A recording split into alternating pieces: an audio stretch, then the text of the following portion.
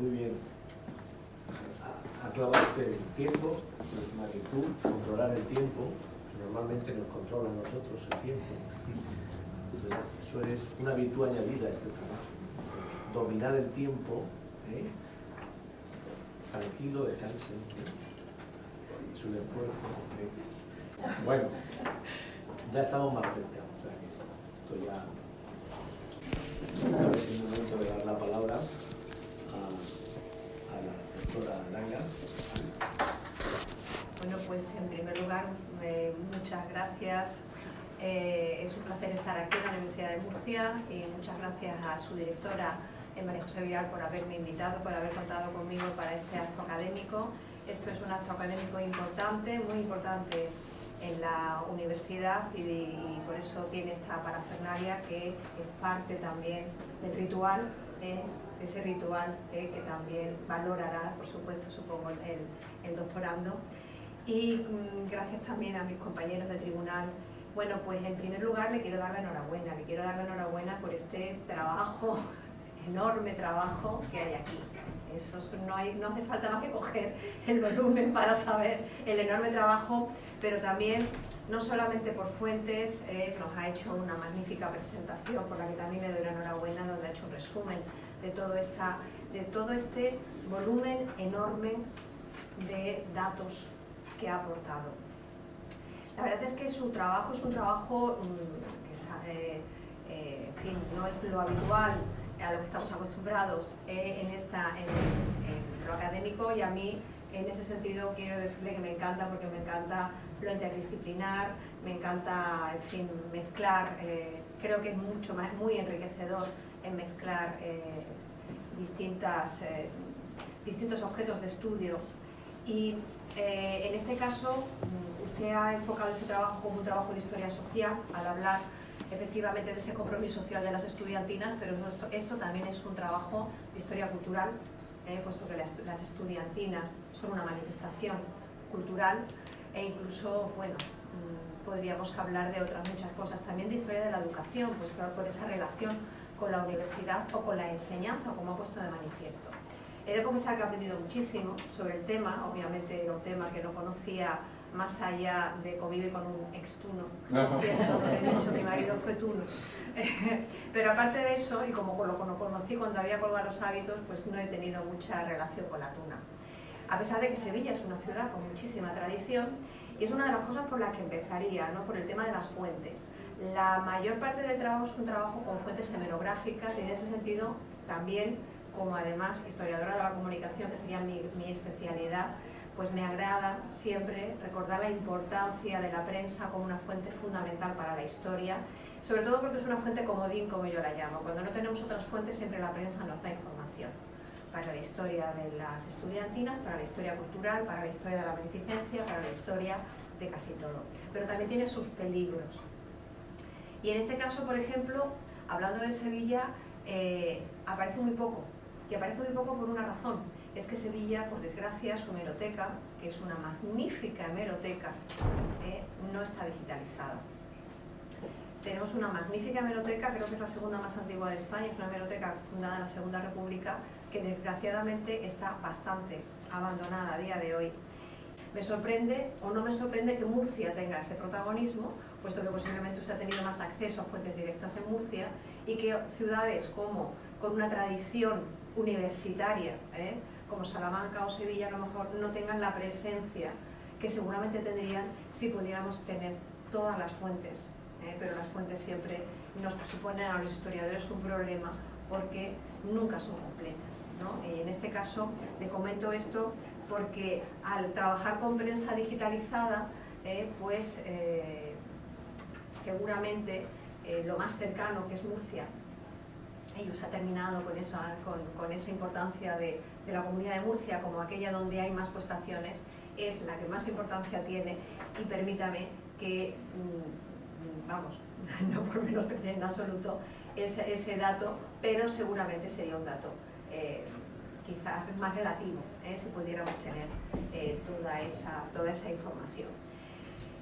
Como le decía, efectivamente, el trabajo es un trabajo muy ambicioso, temporalmente, es verdad que en principio tiene sentido puesto que usted demuestra cómo se van conformando las tunas. Tiene sentido terminar en la guerra civil porque supone una ruptura en casi todo, y desde luego en la universidad lo supone, y no solamente porque se cierra, sino porque incluso hay una depuración tremenda de personal, también de los estudiantes, y por lo tanto, y además sobre todo porque, como usted explica, el franquismo también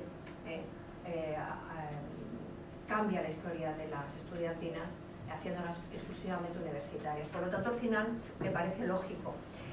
Yo, de nuevo, y siendo una absoluta desconocedora del tema, me entra la duda con el principio. Entre otras cosas, es verdad que usted demuestra muy bien cómo las estudiantinas surgen del carnaval, por lo tanto aquí también habría una historia del carnaval, como he dicho antes, y cómo se desgajan en un momento dado de ese carnaval.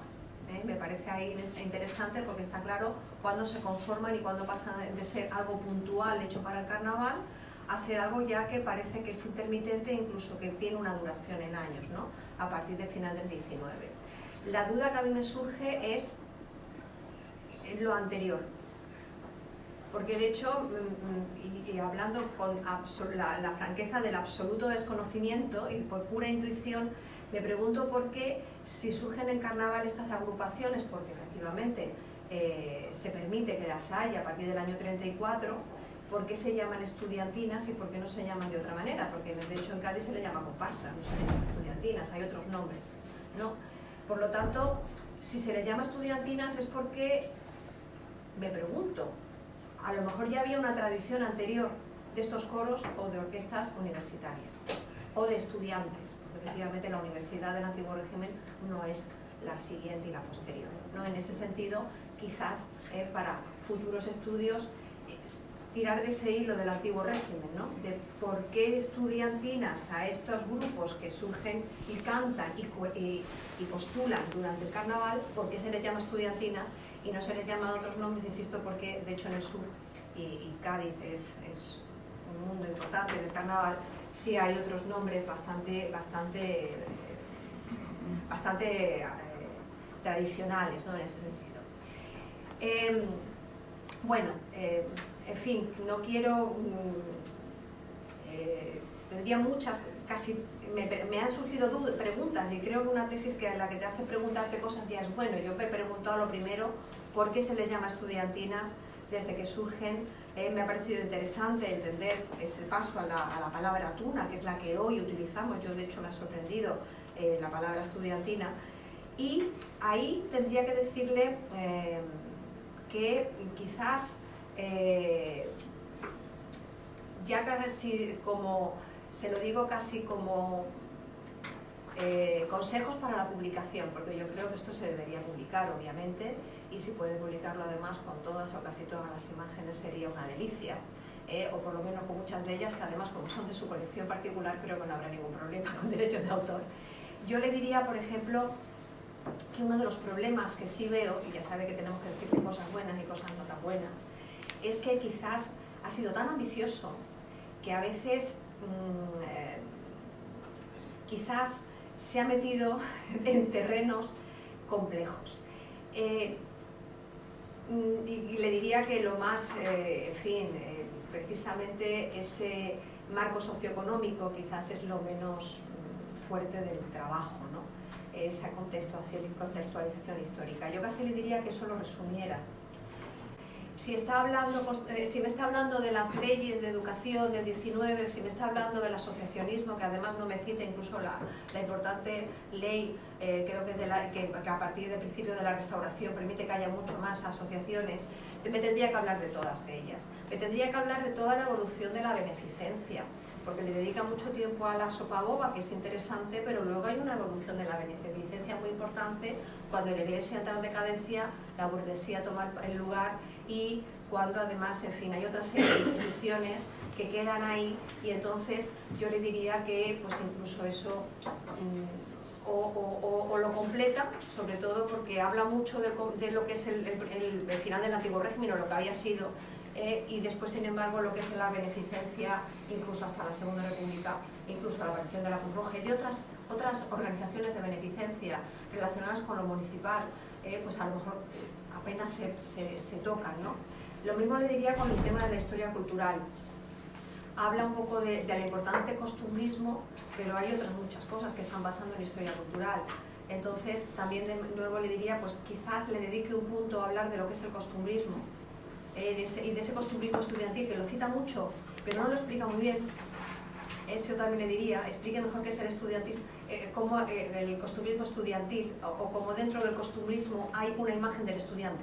Y de hecho le diría incluso que profundizara un poco más en ese costumbrismo, porque algunas de las imágenes que nos ha puesto de esos estudiantes, que son ya de final del 19, principios del 20, había una de Pérez Villamil, tiene mucho que ver con la pintura costumbrista, con esa pintura que también se llama de casacón, o pintura de casacones, que es la pintura de recrear el 18, donde está la Vicaría de Fortuny como gran ejemplo, y donde también aparece esa imagen romántica de España, que también cita por ahí algunas cosas y se me queda corto, porque hay mucho más muy interesante para meter ahí y profundizar en ese tema, ¿no? Esa recreación de esos viajeros románticos que usted cita, y habla mucho de esos viajeros románticos, pero luego hay incluso por parte de los españoles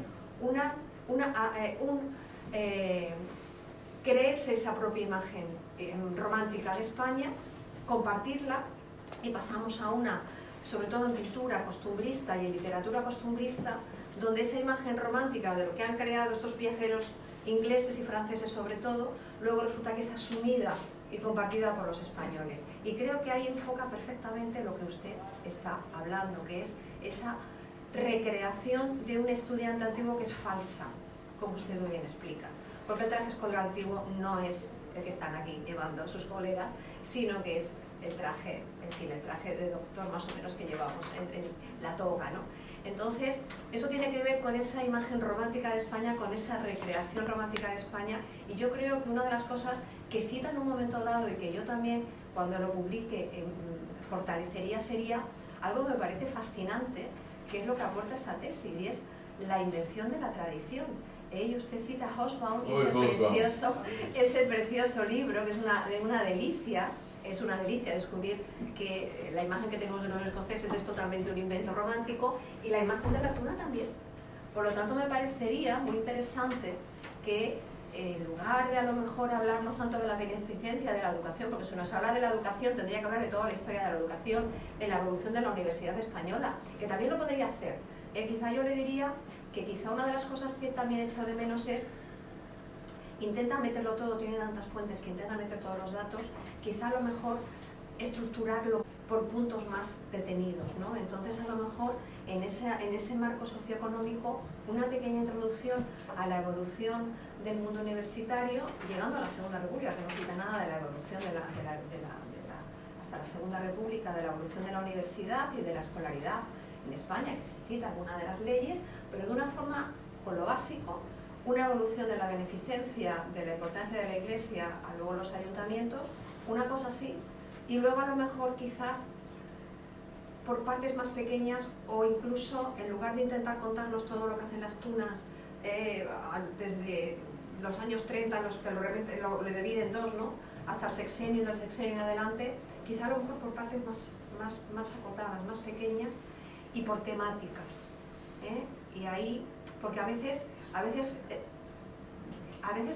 reconozco que me estaba confundida, porque me estaba hablando de la tuna, de la estudiantina Fígaro, que interesante, ¿no?, de estas estudiantinas comerciales, y luego de las universitarias.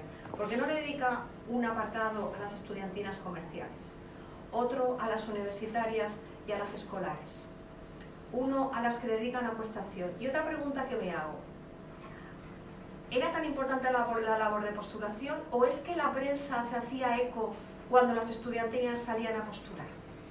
Y cuando no salían a postular y salían simplemente de paseo, no se hacían eco, porque bueno, no era algo a lo mejor tan señalado. No lo sé, ¿vale? ¿Hasta qué punto? Y eso no hace que no sea tan importante la labor de postulación. Sigue siendo importantísima. Pero de nuevo la fuente, que es la prensa, obviamente no va a recoger cada una de las salidas de las estudiantinas, solo recoge a lo mejor aquellas que son excepcionales, y excepcionales son aquellas que se dedican a postular. Entonces, en fin, podrían ser esos puntos de vista. En el sentido de la beneficencia también me pregunto, porque eso sí lo he visto yo cuando he trabajado en la Guerra Civil en Sevilla, hay otras muchas formas de postular, como las funciones benéficas. Entonces, como solamente habla de las estudiantinas, y no le digo que entre en eso, pero sí a lo mejor cita, porque a lo mejor se puede encontrar fácilmente en prensa funciones benéficas, por ejemplo, con algunas de estas asuntos tan importantes como la Realidad de Santa Teresa, si la labor de las estudiantinas era una cosa más habitual en esas funciones benéficas teatrales, que son las que yo sí he conocido. Pero bueno, estos son casi consejos para la publicación, para hacer la lectura más amena, y no amena, sino también a veces más comprensible, porque es verdad que a veces parece que está mezclando cosas, porque es tanta la información. 1041 eran, ¿no? Si no recuerdo. 1041 agrupaciones. Agrupaciones, 2400 y pico fuentes que han 1926. citado. Y también otra pregunta que me ha surgido, porque de algunas se cita que se sabe que tenían actas, ¿no? Claro, supongo que eso es muy difícil. Claro, bueno, ya me lo imagino. El tema de esa dificultad, de saber si en algunas universidades españolas hay algún archivo relacionado con las togas. Enhorabuena por un magnífico trabajo y porque es un trabajo hecho con pasión. Y eso es algo que transmite con su trabajo. Bueno, nada, yo encantado también de estar aquí, y yo creo que de todo se tiene que sacar la parte buena, la parte de tu enfermedad o de tu recaída, pues nos ha hecho disfrutar un poquito más de este trabajo y tomarlo pues con más tiempo y poder disfrutar de la lectura. La historia, si no es divertida, si no aporta cosas, pues no merece la pena ni leerla, ¿no? Entonces es un libro pues que merece la pena, tesis que merece la pena estar aquí. Pero bueno, vamos a ver, yo normalmente en las tesis doctorales hablo poco, pero hoy tengo que hablar mucho. Tengo que hablar mucho porque, claro, tu directora de tesis, la cual felicito aquí como a ti, pues se mete en un camino, os metéis en un camino que no está trazado en el Google Maps. Entonces hay una serie de pasos, hay una serie de cosas. Cuando entras en un mundo nuevo, pues te encuentras con cosas nuevas, ¿no? Entonces, vamos por partes. Hay algo que sale del guión absolutamente, pero como analizado como tesis doctoral, tiene una buena estructura formal, está bien dirigido. Hay una cosa que a mí me ha llamado mucho la atención, de lo positivo, que está muy bien explicada la fase de la investigación, y eso se agradece mucho. Están marcadas muy bien y están marcadas con un lenguaje académico que da gusto el tratarlo, ¿no? Las personas que venís desde otros campos, pues introducir otra manera de ver las cosas. Te has movido entre el mundo de la estadística, que lo maneja muy bien, y la cuestión social, que hay puntos que un historiador te puede discutir, como la doctora pues te ha dicho. Me parece muy original, y hay una cosa que es muy importante, la fecha de 1834 de esa orden, y yo me empiezo a preguntar cosas, ¿no? Y en este camino que estamos trazando de alguna forma, ¿no? ¿Esa orden abre un mundo nuevo o pone orden en prácticas que ya se efectuaban anteriormente? Esa es la duda que yo tengo, porque en el trabajo subyace un miedo quizá de abarcar demasiado un terreno demasiado amplio, ¿no? De no acotar, por ejemplo, el siglo XIX o la Restauración o la Segunda República, de querer abarcar todo el periodo de la evolución, que eso... Pero sin embargo quizá ese miedo que ha impedido buscar un poquito de orígenes, cosas que yo me pregunto que a lo mejor justifican ese dato de que Murcia con Cartagena están por encima estadísticamente de una ciudad como Madrid en esta cuestión. ¿El por qué? Pues no lo sé, quizá es que esto, como es un terreno nuevo, abre muchísimos campos de investigación nuevos, ¿no? Y entonces, claro, ahí traza un camino muy original, y entonces, claro, esto nos lleva a una serie de preguntas. Quizás en Murcia y en Cartagena había una estructura de procesiones de cautivos liberados, porque había unas órdenes, los trinitarios, los mercedarios, que utilizaban a los que liberaban para hacer esas procesiones. Y esto no pasaba en Madrid, porque esto pasa en Levante, porque el tema de los cautivos es un tema de Levante, de Almería, de toda esta zona. Porque, claro, en Murcia hay una actividad, cierta actividad y tradición universitaria, más o menos, hay colegios importantes, habría analizado San Fulgencio, y hay una estructura de beneficencia muy rica, y quizá eso es el punto que te hubiera podido llevar a justificar el por qué Murcia, no porque seamos murcianos, como la Universidad de Murcia, que quizá en Murcia haya una actividad previa que quizá habría que estudiar desde el punto de vista social, literario, musical. Todo eso son dudas que a mí se me abren todo esto, ¿no? Y luego 1834, esto está en el límite, está en una época un poquito anterior a las desamortizaciones. Hay un mundo nuevo porque hay un marco socioeconómico nuevo, las desamortizaciones ponen fin al antiguo régimen de alguna manera. Hay una nueva beneficencia que se está construyendo. Entonces la ley de 1834 abre el camino a una nueva beneficencia, una forma civil, una nueva alternativa a lo religioso, o lo que está haciendo es reestructurar cosas que ya habían hecho, cosas que yo tengo, ¿no? Bueno, hay más cosas, más pistas que te hubieran podido llevar a identificar con Murcia. Sabes que la Cruz Roja del Mar se crea en Cartagena, en la sublevación cantonal.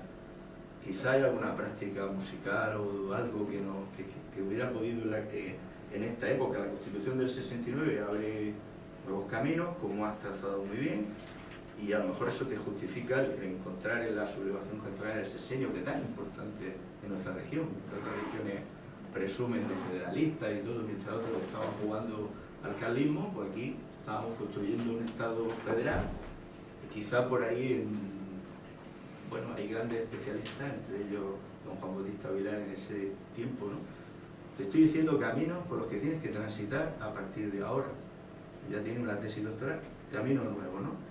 Bueno, felicitarte por el gran despliegue de imágenes, de datos, lo bien integrados que están, y luego unas posibilidades nuevas, la contextualización musical, que ha abierto un camino, la zarzuela y tal, pero hay tanto en la música como en las letras de la literatura un paralelismo. Por ejemplo, está esa generación del 27, ese camino que Federico García Lorca abre hacia lo popular. Claro, eso abre una cantidad, abre varias tesis, seguramente una por región, ¿no?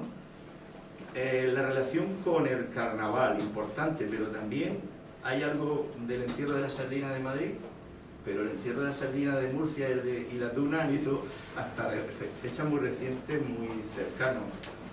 También lo de la estudiantina femenina, de lo del 1914, me ha llamado mucho la atención. Tendríamos que ver en los años 30, en la época del octavo del rector, qué cosas había ahí, muy importante. Bueno, la influencia de otros países, claro, en el año 1834 estamos hablando de una época en la que ya buena parte de las colonias se han independizado. Entonces quizá, bueno, sabes que en el tema del trobo y la repentización se ha abierto un mundo nuevo con Trovalia. Quizá debía haber un festival Tunalia, porque a lo mejor nos encontraríamos con que en Sudamérica hay cosas. Y si existe información en Sudamérica anterior a 1834, quiere decir que las tunas desplegaban de alguna forma ya antes de ese tema. Si no te sale, pues seguramente en Cuba y en Puerto Rico vas a encontrar un mundo tan interesante como el de Portugal.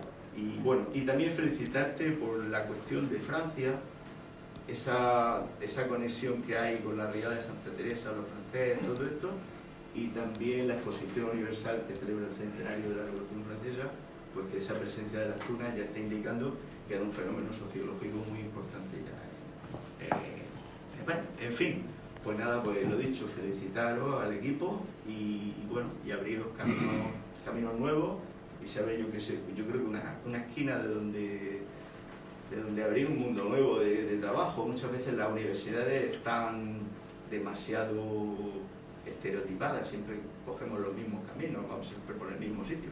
Pues bueno, aquí había abierto un mundo que hace que nosotros hablemos muchísimo de esto, que a lo mejor yo no hubiera hecho todo este lío que tengo aquí, en una tesis mucho más sencillita, para Quirico abre un camino muy complejo y lo malo en ese sentido de que hayamos abierto todas esas pistas con un toque crítico, pero bueno, es que es muy complejo este mundo que había abierto. Parece una tontería, pero los turnos han despertado aquí una historia. Después espero que también despierte la música. Y ya, de lo latino, Pues lo bueno de que a uno le toque al final es que ya casi todo está dicho, siempre mejor, más rápido, ¿vale? Te ahorran el trabajo. Bueno, también me tengo que reiterar la enhorabuena. Creo que usted ha presentado un trabajo muy sólido, creo que está muy bien dirigido por la doctora Aguilar García, y eso se nota porque lo controla sus veleidades, ¿eh? Y eso es muy bueno también, ¿no?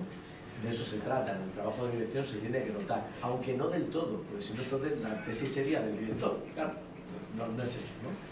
Pero bueno, es un muy buen trabajo, un trabajo muy sólido y un trabajo que abre nuevas perspectivas. Creo que lo más importante, sin duda, de esta tesis doctoral es que usted hace una cosa muy difícil que es abrir una brecha, abrir un camino de investigación, un campo de investigación que a su vez es una forma de entrar en otros temas conocidos y trabajados, ¿no?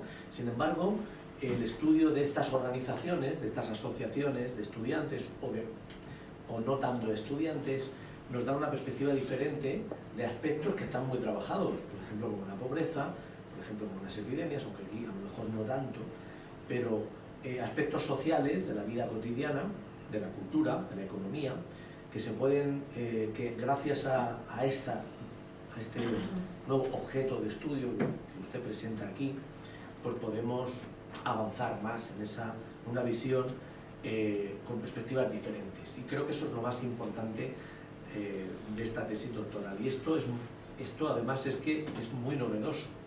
Por tanto, por eso yo también le tengo que dar mi enhorabuena.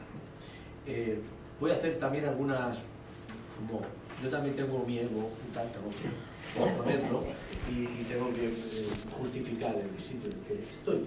Entonces, tengo que decirle una cosa. El índice le faltan a usted las páginas.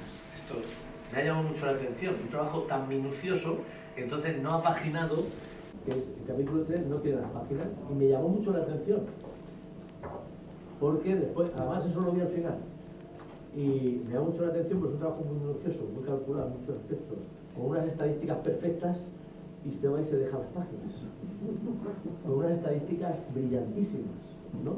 Bueno, eso es anecdótico, ¿no? También me llama la atención los títulos de los epígrafes. Tiene usted una deriva literaria, una historia narrativa, pero en una tesis doctoral a veces no está bien visto, porque no sabes de lo que trata. Entonces cuando dices, por ejemplo, el tema de la nostalgia, que yo soy un obsesivo de la nostalgia, me llama la atención, pero no sabía qué tipo de nostalgia. Cada tiempo tienes nostalgia, o sea que se reunió, cada mundo tiene nostalgia. Me parece precioso, lo puede mantener de cada publicación, pero una tesis doctoral, como es una cosa más ortodoxa, siempre está bien porque así lo podemos ver. En el capítulo 5 es el impacto social de las estudiantinas. A mí me llama la atención que sea demasiado corto. Puede ser discutible, pero me parece un buen planteamiento. Me ha llamado la atención que sea demasiado corto, que rompa un poco la dinámica del resto de capítulos, ¿no? Sobre las contextualizaciones ya le han dicho, yo ahora le diré también alguna cosa, son muy buenas y son muy problemáticas también, en algunas. Me parece que el trabajo en cuanto a estadísticas y a gráficos es excelente. Ya lo hemos visto usted que nos ha dado una lección de cómo se puede hacer una historia estadística y algo muy agradecible en esta facultad. Creo que en las letras tenemos un compromiso con los números. Bueno, yo creo que, como le decía, usted ha descubierto un nuevo termómetro para trabajar la historia social, ya pasando a más contenidos reales. Estábamos hablando un poquito de formas, ¿no? El objeto de estudio está perfectamente definido. Me llama la atención, esto lo repito muchas veces, si hay alguna por ahí que va a escuchar otra vez lo mismo, repito, estamos abandonando la epistemología historiográfica, y eso me parece grave. Que usted ha hecho un ejercicio, usted ha inventado un modelo que ya existía, ¿sí? Que es la historia social y el marxismo. Y usted, sin declararse marxista, ha hecho un trabajo marxista, más marxista que algunos marxistas que nos declaramos marxistas. Curioso y paradójico. Esto lo digo porque usted no puede decir esto los domingos por la tarde con sus compañeros amigos, porque le han dicho a usted marxista y que cómo hablar. Ya le digo que el valor precisamente está en ello, en darle una nueva visión a objetos de estudio historiográfico clásico, pues nuevo, ¿no? Sí es cierto que el hecho de no citar a la historia social, pues le hubiera venido bien hacerlo, ¿no? También es cierto que la hipótesis a mí me desencaja un poco. Tampoco veo ahí meter a un texto del padre Hobsbawm como que lo veo fuera de sitio. Hobsbawm está muy presente, como decía la doctora Langa, todo el tiempo. Incluso le podrían sacar más partido a través de esa teoría de la invención de la tradición, que le hubiera servido mucho. Eso une con el problema de ese modelo historiográfico, que ni siquiera los historiadores ya lo dominamos, con lo cual, claro, si usted viene de las ciencias experimentales, pues lógicamente va a tener más distancia, ¿no? de eso. Bien. El tema de las desamortizaciones, volviendo a eso del marxismo que yo le decía, usted plantea desde la propiedad de la tierra, eso me parece muy brillante, que usted sea capaz de unir la pobreza, la propiedad de la tierra, la transición hacia el capitalismo, las desamortizaciones, y luego haga un giro tremendo hacia las estudiantinas. Me parece una obra maestra, pero eso da por muchos problemas. Pero yo, sinceramente, yo se lo agradezco, porque me he encontrado bien leyendo eso, me he encontrado a gusto, y me parece una muy buena opción volver a los orígenes, volver a eso, a la tierra, y cómo desde la tierra, cómo desde la transición hacia el liberalismo, hacia las nuevas estructuras de propiedad, se generan bolsas de miseria, y al fin y al cabo esas bolsas de miseria usted plantea que pueden ser la causa o una de las causas, una de las motivaciones de estas instituciones que usted trabaja, ¿no? Usted ha recuperado, creo que le puede sacar mucho más partido a esa controversia entre beneficencia y caridad, o entre caridad y beneficencia. Es un debate muy antiguo, un debate que va hacia el Renacimiento, que usted va a encontrar en otra bibliografía también, el antiguo debate entre Domingo de Soto y Juan Luis Vives, que es un debate que a usted le va a gustar muchísimo, porque plantea eso. Es un debate que seguimos renovando en torno a lo público y lo privado, en torno a la gestión pública de la sanidad y en torno a la gestión privada de la sanidad. Por ejemplo, la sanidad es una de las bases de la miseria. Uno ingresa en la miseria cuando enferma y no tiene otra posibilidad de curarse, ¿no? Seguimos precisamente en la actualidad con un debate que en cierto modo troquela ese antiguo debate entre caridad y beneficencia, intervención del Estado, y más antiguo todavía entre aquel debate del Renacimiento entre esos dos teóricos, ¿no? Y creo que ya para acabar tendría más cosas que decirle, pero si no esto se va a hacer muy largo, y yo tengo esperanza de que estos tres señores estén aquí por ahí. Las conclusiones a mí me han resultado cortas, demasiado cortas para un trabajo de esta envergadura. No sé si ha llegado usted ya exhausto a la conclusión, lo cual le voy a decir una cosa, no ha hecho trampas en el trabajo. Hay mucha gente que hace las conclusiones antes y eso se nota, porque son demasiado perfectas, ¿no? Y eso a veces es las trampas a la metodología.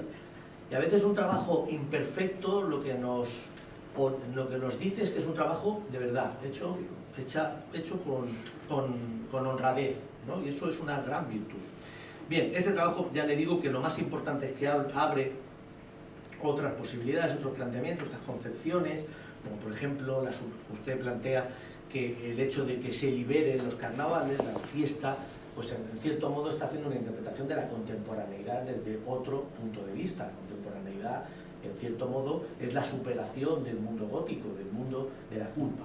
El mundo de la culpa nos impide ser felices, nos impide disfrazarnos, nos impide festejar, porque somos cautivos de una culpa, de un pecado original, etcétera, etcétera, etcétera. Una Iglesia católica que medra a expensas de ese pecado original que nos acompaña desde el nacimiento, ¿no? Creo que también es un trabajo que abre las posibilidades de la psicología colectiva, de estudio de esa psicología. Es muy difícil eso, porque la psicología no se puede estudiar, es muy difícil estudiar la psicología colectiva del siglo XIX, ¿no? Pero bueno, abre la posibilidad de estudiar cómo la gente se divierte, cómo la gente es feliz o cómo la gente es menos feliz a través de esas fiestas, de esas celebraciones, de esos juegos de agua que usted dice, que son muy antiguos, ¿no? Y a mí eso me ha llamado mucho la atención y también creo que es muy importante. Es un trabajo sobre la historia de la libertad, que no se nos olvide, porque gracias a esto podemos saber cómo la libertad va evolucionando y podemos saber cuáles son los enemigos de la libertad y podemos saber los límites de la libertad. Y nos plantea pues todo un debate en torno a la libertad política, la libertad individual, la libertad de conciencia, la libertad psicológica, de la manifestación en público, de los sentimientos, una cosa muy contemporánea y muy posmoderna. Esas son las identidades del mundo contemporáneo. Y usted, desde ese análisis, creo que aporta una buena visión, ¿no? Y bueno, reitero lo de la pobreza, el debate liberal, el estudio, como decían mis compañeros, de la universidad, de la educación, que a través de esas instituciones se puede profundizar en él, un estudio de género, por supuesto, que se plantea, como ya han dicho mis compañeros, y el estudio del asociacionismo, que al fin y al cabo también es el estudio de la democracia. La democracia es la evolución del asociacionismo, ¿no? Desde abajo, y eso creo que es una buena visión. Nada más, volver a felicitarlo y ya puede continuar hasta otra tesis doctoral en otra materia. Yo me apunto hasta la tribuna. Bueno, nada, entonces, ahora procedemos a que, si quiere, la directora de tesis doctoral tiene la palabra, si quiere hacer uso de ella. Bueno, yo simplemente dar las gracias al tribunal por haber aceptado formar parte del mismo, haberse leído muy detalladamente la tesis y que hemos tomado nota de todas las sugerencias con vistas a una publicación que seguro que bueno, eso va a ser redonda, ¿no? Totalmente. Y por supuesto dar las gracias al doctorando por la confianza que ha tenido en mí. Hemos aprendido en estos 2 años y medio y la verdad que a mí también ha terminado contagiando esa pasión. Un tema para mí fue un reto porque lo acepté siendo una tesis del 19 en principio y yo era la primera que desconocía pues esta faceta y creo que ha sido todo un descubrimiento que es una novedad en lo que es no solamente el tema y la investigación, sino también todo lo que va a aportar en el futuro, pues por ejemplo en historia del pauperismo, etc. Entonces, bueno, pues simplemente dar las gracias. Si hay algún doctor en la sala que quiera intervenir, lo puede hacer también. Y si no, ya pues procedemos a la deliberación. Y yo no puedo No, responder. que me he saltado. El protocolo lo tengo aquí apuntado con letras muy grandes. Bueno, no sé si es el subconsciente, que ya son horas. Bueno, proceda a la respuesta. Bueno, pues con el permiso del tribunal intentaré dar respuesta a los comentarios que generosamente me han hecho todos, porque esto es un trabajo constructivo y todos los comentarios son construir en mejorar los resultados, así como las sugerencias que agradezco de corazón. Pues la doctora Langa sí, dice una cosa muy clara cuando el archivo sevillano no está digitalizado, pero le pasa como a otras tantas ciudades de España. Por eso yo me curo en salud utilizando un criterio igual para todos. Fíjense que cuando hablé de los periódicos y revistas más citados, todos menos unos son de Madrid y hablan de toda la península. Estoy hablando de los más citados. que no es un periódico era porque era una revista, ¿vale? También con sede en Madrid. Madrid se interesaba por todos los acontecimientos que interpretaba su comité editorial de interés para sus lectores. Entonces, utilizando el mismo criterio, en la misma época, el Imparcial o la Correspondencia de España hablaron de estudiantinas de Cádiz como de Sevilla, como de Málaga, y como de Jaén, como de Murcia. Entonces, ahí, admitiendo, como he admitido en todo momento en la tesis, en su momento lo especifiqué, que era imposible. La problemática que he encontrado, la imposibilidad de encontrar el 100% de la fuente. Si no, no se sería honesto. No se sería honesto. ¿Vale? Entonces, dado que es cierto que Sevilla y otras tantas no tienen archivos digitalizados, Murcia lo tiene, gracias a Dios, aunque hay muchas cosas en papel todavía, pero bueno. La carencia unifica a Sevilla con el resto de las ciudades importantes que carecen de archivos digitalizados. Quiero mencionar el caso curioso de Puerto Rico, que quizás solo el archivo digital de la Universidad de Puerto Rico, pero la inmensa mayoría de las fuentes de los periódicos históricos lo tiene Chronicling America de la librería del gobierno, y gracias a Dios es de libre acceso. Creo que es imposible acceder al 100% de la fuente sobre un tema. Menciono algo sobre la importancia que puede haber tenido abundar sobre, o yo interpreté, el desgajamiento de las estudiantinas del carnaval. En mi entender ahí hubo varios parámetros.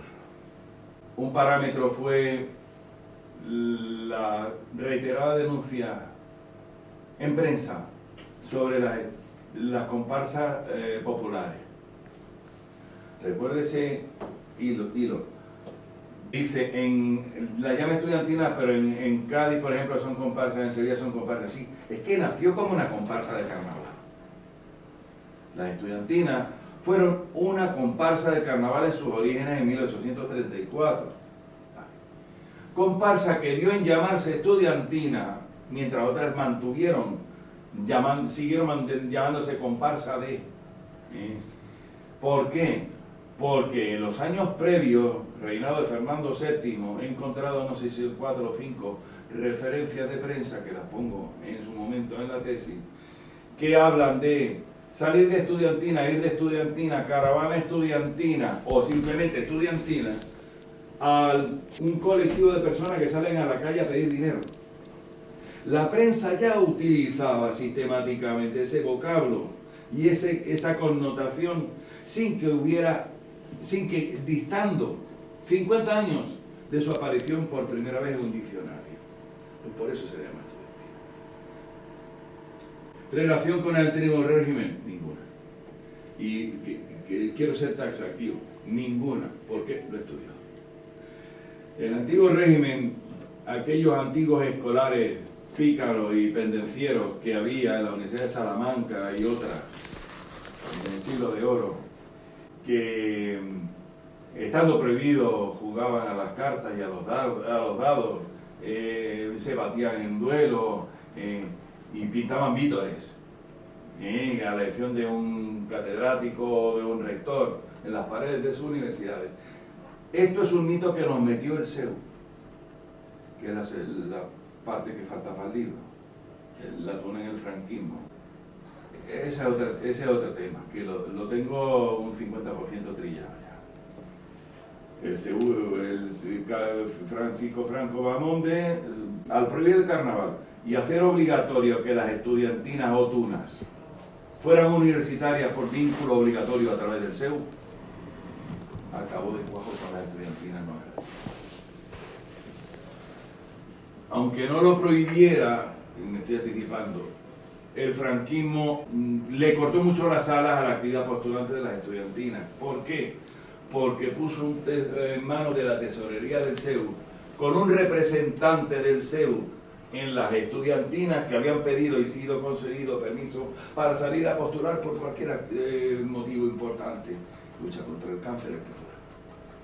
Ese es otro tema, ¿vale? Entonces, carnaval. La liberación de la fiesta de máscara en el 34 por la regenta María Cristina, para mí fue uno de varios iniciativas que tomó la reina regente para modernizar el país. ¿Por qué? Tenía un país heredado en una pobreza, en una miseria tremenda, y no hablemos de más cosas. El país necesitaba una válvula de escape. No sé si sería esa la intención de la regenta, pero se liberalizaron los bailes de máscara en febrero, y antes de que finalizara el año amplió más, porque hubo una circular en la que permitía a todos los gobernadores civiles de provincias y a los alcaldes, en el caso de que el gobernador civil no viviera en la capital, para conceder ellos los permisos de los bailes de máscara. O sea, la liberación como que fue, me voy quitando lastre y que el pueblo se divierta. Es una interpretación que tengo yo. Que el pueblo se divierta, no olvidemos, un 23% fueron lúdicas. Necesitaba una válvula de escape. En periodo en que el carnaval, ¿por qué se caracterizaba la inversión de roles? El hombre se disfrazaba de mujer, la mujer de hombre, menos los disfraces prohibidos, los del clero, los del ejército y la realeza, se disfrazaban de todo. Y hacían comparsas para protestar sobre lo que no les gusta dentro de un orden. Y tengo, por ejemplo, desde el periodo de Fernando VII hasta la gloriosa, me vienen a la cabeza dos comparsas que salieron por carnaval. Una que salió luciendo un rosco de pan pinchado en un palo como un triunfo, y simplemente estaba denunciando el hambre que pasaba. Una comparsa de estudiantes. No postuló, pero estaba dedicado. Y otra, en Valencia, que salió a la calle con una bandera verde, con letras que decían "Viva Riego aunque nos quite la sopa". Empezamos no la desamortización de Mados, no, ya en el 14 hubo una desamortización, el año que se echó al francés del país. Y ahí cayeron las obras pías, los conventos e instituciones pías, a cuyas puertas a mediodía, unos años, otras veces parece que pasó a la tarde, daban la única comida caliente que la gente pobre tenía acceso. Entonces, claro, si vienes de un país destrozado, guerra civil, pero de guerras civiles, la primera carlista y luego las otras dos, luego la guerra de la independencia, ¿cómo quedó el país destrozado? Claro, la pobreza fue la primera víctima, y encima le vinieron epidemias de cólera, de todo tipo, fiebre amarilla, y le vinieron terremotos, la Navidad del 1884 en Andalucía, la Nochebuena y la Navidad con réplica, y luego los desastres de otro tipo. Y es que se salió hasta a pedir dinero las víctimas, huérfanos y viudas del Flachat, que se hundió del crucero Reina Regente, uno arriba y otro abajo de la península. Es hermoso. Aquí salió una estudiantina no académica para pedir dinero para ayudar a la reparación de una ermita en el Palmar. Es tanto, pero para mí importante el carnaval, la liberación, porque fue una de las medidas de intentar modernizar el país. Otra medida fue que, contrario al plan Calomarde, que en 1824 ratificaba la loba para todos los escolares, aquí viene la rebeldía universitaria. La imagen que yo les puse en el centro con el traje escolar que oficializó la reforma del plan de estudio de 1845 y se implementó en 1849, ese grabado es de 1825, un año después de que el plan Calomarde obligara otra vez a ratificar a la loba. ¿Qué quiero decir? El estudiante, que siempre se ha caracterizado por ser un rebelde, le llevaba la contraria al sistema. Y si ese grabado se publicó entonces como estudiante universitario, 1825, no me extrañaría nada que hubiera algún rebeldillo que ya copiara la indumentaria, quizás de Francia, quizás de Portugal, y se la aplicara, y por eso se hizo ese, entiendo yo, que se pudo haber hecho ese grabado. Otro signo de modernización, 1834, la liberación de fiesta de máscaras, reforma del reglamento del plan de estudios de 1845. Vamos a quitarnos los hábitos antiguos regimentales, dejémoselo solamente a los que quieran ser sacerdotes, y vamos a vestir más conforme con las costumbres de nuestro siglo, que fue una de las razones dadas por la regenta para la liberación de entre otras cosas, de la fiesta de máscaras. España tuvo un reto tremendo durante el periodo isabelino, un reto tremendo, y a mí me atrae, y me vienen tantas ideas a la vez que intentando ligarlas es imposible dar satisfacción a todos, porque han apuntado muy bien el doctor Monge y la doctora Granja, que se pudo haber desarrollado más ciertas cosas, ciertos temas, incluso tratar a las agrupaciones por colectivo, las críticas, las lúdicas, las postulantes. Vale, sí, sin duda. He cometido la torpeza de ser un neófito en historia, porque vengo del ramo de la medicina, y el criterio que me ha consentido aquí mi directora fue la cronología, la evolución cronológica de los hechos, que bastante enredado estaba, bastante enredado. Entonces, sigo diciendo no a una buscar en el antiguo régimen. Aquellos estudiantes díscolos que se llamaron estudiantes de la Tuna, se llamaron estudiantes de la Tuna, curioso, en el entorno de 1850 en adelante. Y ahí fue un artífice, tanto defendió a las organizaciones que daban la sopa boba, como habló, y mucho, de lo poco que parece serio, sobre los estudiantes de antaño, fue Vicente de la Fuente, que fue el responsable de compilar los legajos de la Universidad de Alcalá de Henares cuando pasó a Madrid, y era doctor en teología, etc. Pues estos escolares de antaño, que tenían la obligación de llevar la loba, la sotana, que solo los internos en los colegios portaban beca, porque residían en el colegio, y los demás por no portar beca. ¿Por qué no la portaban? Porque no podían pagar el expediente de limpieza de sangre. ¿Por qué? Porque eran pobres.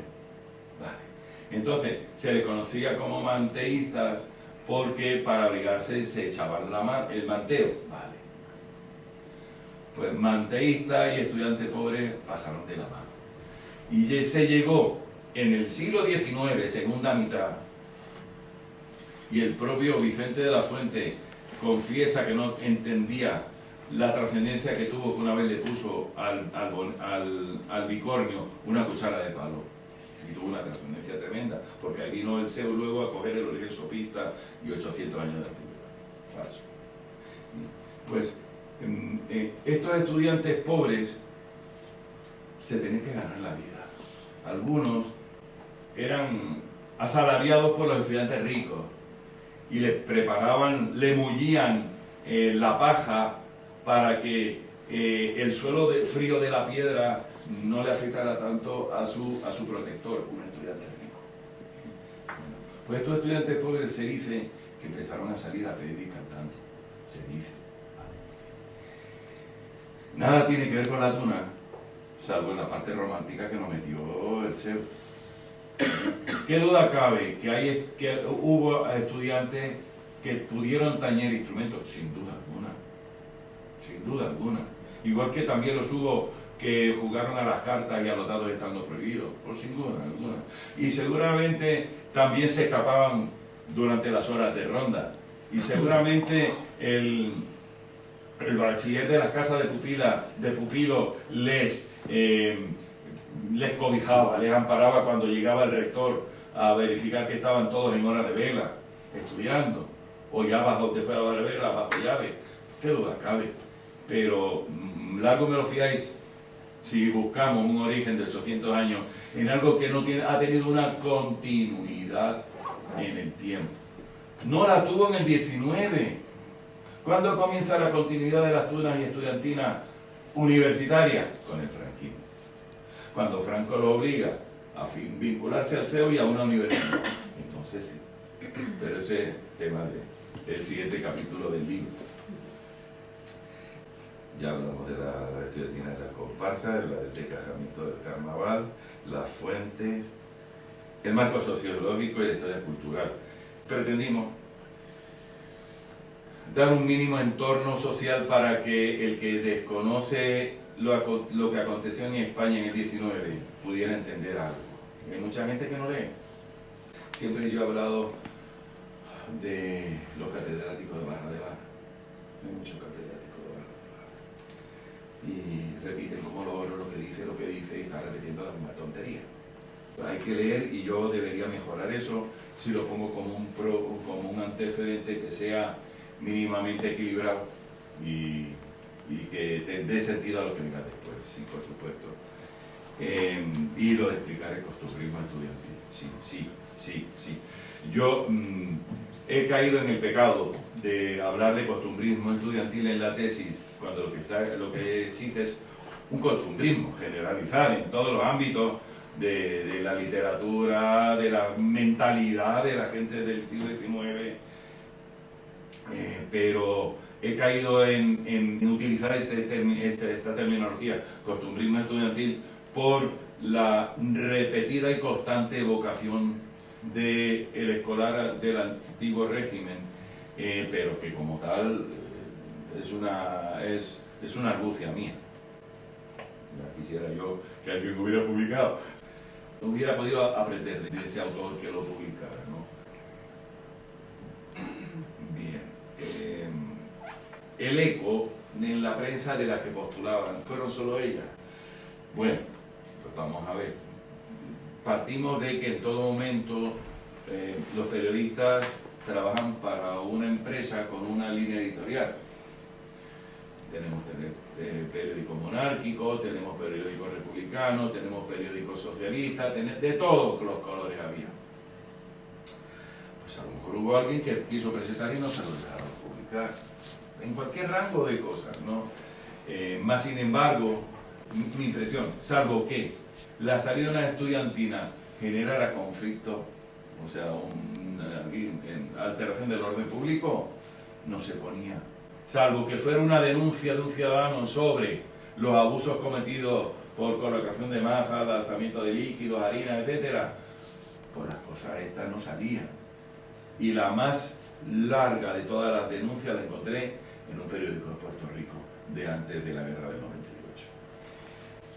Lógicamente, si salen masivamente, la imagen que puse de la estudiantina de Madrid, que en 1878 se reunieron para ayudar con fondos a las víctimas de la Galerna del Cantábrico, ahí estuvo la estudiantina española, estuvieron estudiantinas de Central de Madrid, estuvo la estudiantina española Fígaro, que era comercial. O sea, ¿por qué? Porque vivían en una sociedad con unos valores. Sentían que eran personas privilegiadas del colectivo general de los habitantes de España, que podían hacer algo por los que estaban ahora mismo en esos momentos con una mano delante y otra detrás. Entonces, soy marxista, a lo mejor me he descubierto lo que mi mujer, que es psicoanalista, no ha descubierto, pero yo juraría que no. Pues eso que quiero decir que lo que me ha motivado de la tesis fue mi libro del año 14. Y eso me metió en un gusanillo tremendo, que lo confieso y me encanta. Actas. Vamos a ver. Si esta gente no tiene actas. Bueno, perdón. Tiene actas porque desde la ley de asociaciones de 2002 es obligatoria. Hubo casos. Me voy atrás. 1878. La estudiantina española, que se hizo célebre por su trascendencia mediática en el Carnaval de París de 1878, tenía un reglamento al punto de que la prensa registró que en París expulsó a un integrante porque profirió palabras que se interpretaron como políticas. Te echaron y te vas para París, tío. Eso no era habitual. Hay un reglamento que tiene el Museo Internacional del Estudiante, juraría que es del entorno de los años 50, de la estudiantina tuna de Salamanca. No es lo habitual. Tras la caída de la dictadura y la aparición de la democracia, a las tunas se les dio la tesitura de desaparecer o transformarse en asociaciones. Todas se hicieron asociaciones y como asociaciones tienen que cumplir la normativa vigente. Llevar acta, presidente, elecciones, no se puede discriminar entre sexos. Cualquiera puede tocar a la puerta de cualquier tuna actual y pedir a integrarse a ella. Y la tuna tiene que hacerle un comité de evaluación, etcétera, etcétera, y justificar si entra y si no entra también. Vale. Doctor Franco. Yo creo que ya con la doctora Langa me metí en la trascendencia de la Orden del 34. ¿Que abre un mundo nuevo? Para mí sí. Para mí abrió un mundo nuevo porque el pueblo español, en mi impresión, hasta esta orden estaba muy debajo de la boqueta del despotismo ilustrado. El monarca era, no sé, parece ser la impresión que tengo yo, viniendo de ciencia. Y se le dio por fin no solamente palo al asno, sino una zanahoria, pan y circo. Para mí sí abrieron un nuevo mundo al español. Y el españolito de a pie, ese harapiento, mi versión marxista, gracias, se hizo persona en esos 3 días de las carnes tolendas. Pudo salir. Esto es para mí interesante. Habíamos hablado del desgarramiento de la estudiantina de carnaval y voy a aprovechar ahora para vincularlo con el doctor Franco en otro tema. ¿Por qué se desgarrajaron las estudiantinas? Primero, ya hemos visto las denuncias públicas en prensa sobre los abusos de los juegos de carnaval, sobre todo los del agua. Las estudiantinas entre 1870 en adelante empezaron a diferenciarse, para mascar diferencias. Yo no soy igual que eso, no me confunda. Pero es que también hicieron otra cosa que ayudó a la decadencia del carnaval, fue que cambiaron de sexo. Las estudiantinas académicas empezaron a no salir por las calles en carnaval. Si acaso iban al de Madrid, porque luego el rey daba donativos reales después del carnaval. Y si eso siempre viene bien para los fondos, sino que abandonaron las calles, cambiaron de escenario y se subieron a los teatros. A partir de 1878 en adelante, donde encontraban buena acústica y un público educado. Vale, entonces, yo soy diferente. Yo soy la jet set de las estudiantinas. Y eso fue muy importante. Y también el trascender las fronteras. Ahí fue pionera la estudiantina española Fígaro, la comercial, que cogió el ejemplo de la española del Carnaval de París del 1878 y en el mismo 78 y en el 79 visitó Francia, pero a la Exposición Universal, y alegó, para generar la confusión, que ellos eran los que habían estado en París en aquel año famoso y que la gente que no leía, lo vemos otra vez a Tucholsky, se creía que era la estudiantina española, pero no, era estudiantina española Fígaro, que era comercial, y que también la tengo estudiada. Ninguno fue músico profesional. Su director, Dionisio Grano Vega, hizo 3 años de clarinete en el Conservatorio de Madrid y creó esto con mucha visión comercial. Al parecer se matriculó de 4º año de clarinete, pero nunca se examinó, parece que por motivo de salud. Pero ¿qué ocurre? Que esta estudiantina española Fígaro hizo 3 viajes por Europa. En el primero, en el 79, cuando iban por Inglaterra, de 20 integrantes se escindieron en 2 grupos, 15 que se fueron a Liverpool y llegaron a Estados Unidos el día de Año Nuevo de 1880, y los otros 5 que volvieron a España. Y entonces esa primera gira fue importante, 1880 al 82. Luego volvieron en el 84 y estuvieron hasta el 87. Y entonces hubo 2 expediciones, la que llegó directamente a Nueva York y la que llegó a través de México. Se reunieron y bajaron por toda la cordillera andina, desde el sur de México, desde México, toda Centroamérica tal, hasta Chile. Bien. Esta estudiantina española, Fígaro, tiene una importancia tremenda para la música. Volvemos a mezclar cosas. ¿Por qué? Porque fue la polinizadora de este tipo de agrupaciones de pulso y púa, de plectro, en el continente americano. Es la responsable de la creación de orquestas de mandolinas en Estados Unidos, porque había muchos inmigrantes italianos y no conocían la bandurria, tenían la mandolina.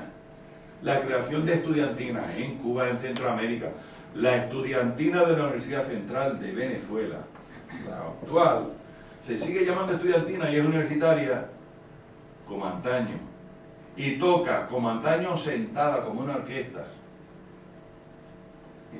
y llegó hasta Chile. Me encanta. Y luego se creó una estudiantina española, Fígaro, en Venezuela por inmigrantes canarios, que también tuvo alguna que otra actividad benéfica, igual que la Fígaro, cuando a su paso por Santiago de Chile realizó un concierto benéfico a favor de los bomberos de la ciudad.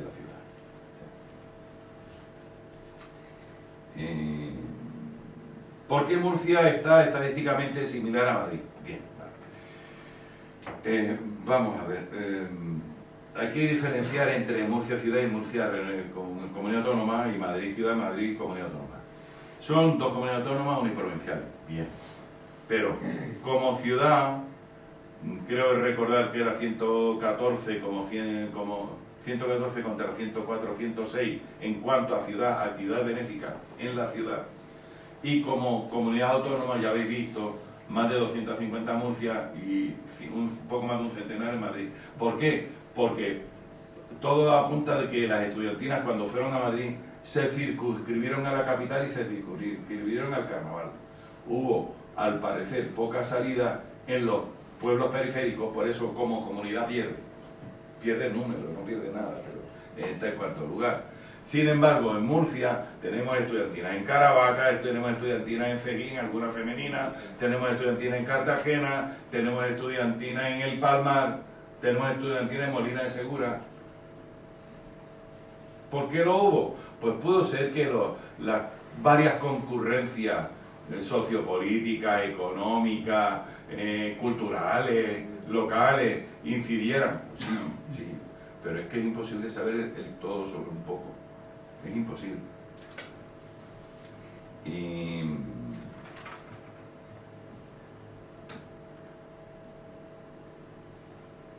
contextualización de la música, otra sugerencia.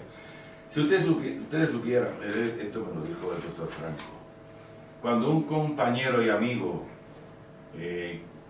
me dijo que iba a hacer su tesis doctoral en la Universidad de Extremadura sobre el viaje de ida y vuelta que hay entre la música de las tunas y el folclore hispanoamericano, Belmonte Trujillo, doctor Belmonte Trujillo. Cuando yo me enteré, me puse como un descosido durante 9 meses a coger en toda la prensa histórica los programas de los conciertos que iban dando, porque gracias a Dios se publicaban, igual que no era raro que publicaran los nombres de los integrantes. Por eso tengo los nombres de todas las señoritas del año 14 del siglo XX de Murcia, y le hice un artículo sobre repertorio de las tunas estudiantinas del siglo XIX y repertorio de las tunas estudiantinas del 20 hasta el primer vinilo, 1958. Intenté ayudarlo. Es hermoso ver que grandes compositores como Bretón, como Chapí, Ruperto Chapí, compusieron piezas para estudiantinas, alguna ad hoc para la de Granada. La verdad es que esto es tirar de un hilito para seguir explotando petardos por muchos sitios, porque da para mucho. Eso es lo que me imagino. Sí, totalmente de acuerdo. Eso. Discriminar o abordar más la calidad de la beneficencia, qué difícil está muy difícil. Creo que me voy a circunscribir más a lo poquito que sé, que es mi parcela, y eso se lo dejo a grandes lumbreras que sean más marxistas que yo, pero qué difícil está. He oído, o me ha parecido entender en más de uno de los miembros del tribunal, que se pudo haber desarrollado más, que tal y cual. Sí, pero ¿saben ustedes la losa que yo tenía encima de mi cabeza? Cada vez que pensaba, voy por 700 páginas, voy por 800 páginas. Que aquí mi directora me dice, feliz, normalmente son de 100 y pico, y además son de 5 años. Son chiquitas, pero es que yo, si no, no tiene sentido. Tengo que coger algo que tenga sentido. Si al que suscribe le hubieran dejado, esto estaría en 2 tomos, cada uno de 800 páginas mínimo. Pero es que no hay tribunal que se presente voluntario. Entonces, comprenderán que por eso. Y me queda... Franco ya hemos terminado, sí. Hobsbawm. Me abrió... Marxista británico. Sí, la más con la historia. Que está en su hipótesis. Nada menos. Está porque, más o menos literalmente, recuerdo un artículo del siglo XIX, finales, segunda mitad seguro, que ponía que en lo referente al origen de las tunas estaba todo plagado de fuentes apócrifas. Y utilizaba la palabra apócrifa tal cual, creo que hasta con Y, porque no se había normalizado la lengua. Entonces, hay muchas cosas apócrifas. Y a mí les tengo que confesar que lo menciono en la introducción cuando revisé la literatura publicada, que para mi sorpresa hay una Universidad de México en la que se presentó una tesis doctoral sobre la tuna, que me cita y me critica, porque dice que solamente hablo de datos con fuentes documentales y no valoro para nada la interpretación mía sobre los hechos. Digo, vamos a ver, ¿y te han aprobado esa tesis doctoral en historia?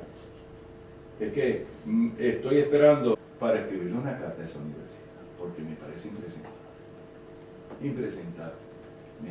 Igual que una tesis de grado en maestría de un estudiante en la Universidad de Arequipa, norte del Perú, en el que se dirigió a mí por correo electrónico, nos escribimos por WhatsApp, incluso alguna llamada también por WhatsApp que salen gratis, y me preguntó mucho del estudiante de antaño y todas esas cosas. Puso una introducción más o menos bien, y cuando empiezan a hacer su trabajo, como si hubiera llovido, o sea, no aplicó nada a lo que se le había dicho y arrastró cosas. Bien, ¿qué le vamos a hacer? La tela da hasta donde da, y si no tienes pacete de manga te hace un traje de tirante. Volvemos otra vez que depende ¿cómo es? Salamanca no da lo que Natura no presta. Natura no da, Salamanca no presta. Ah, qué bueno tener un mayor aquí. Hombre, Enrique, buenos días. Entonces, ¿qué quiero decir? Que sí, todos tenemos errores, yo los míos. Y gracias por aportar tanta ayuda en vuestros comentarios, que para 23 finales, 24 antes del verano, Dios quiera, que saque el libro.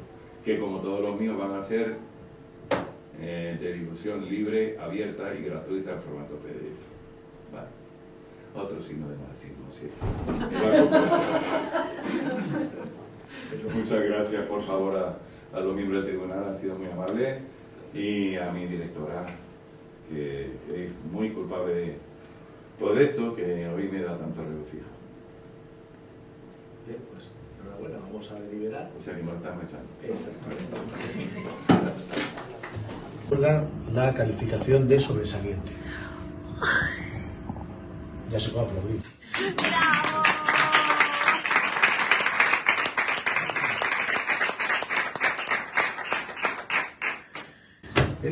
¿Está? Por agradecer, solamente agradecer que mi universidad haya tenido a bien asumir un proyecto del todo disparatado, ¿verdad, doctora Milá? Y que encontrar a gente súper cualificada para que aceptara ser miembro del tribunal y llegar a este punto. Y todas las sugerencias las voy a aplicar, Dios mediante, en la publicación del libro que quiero hacer sobre la historia de la tuna desde su aparición hasta el final de la dictadura franquista. Y pues nada, cuando salga en PDF, pues al que le interese que lo descargue de la nube. Enhorabuena.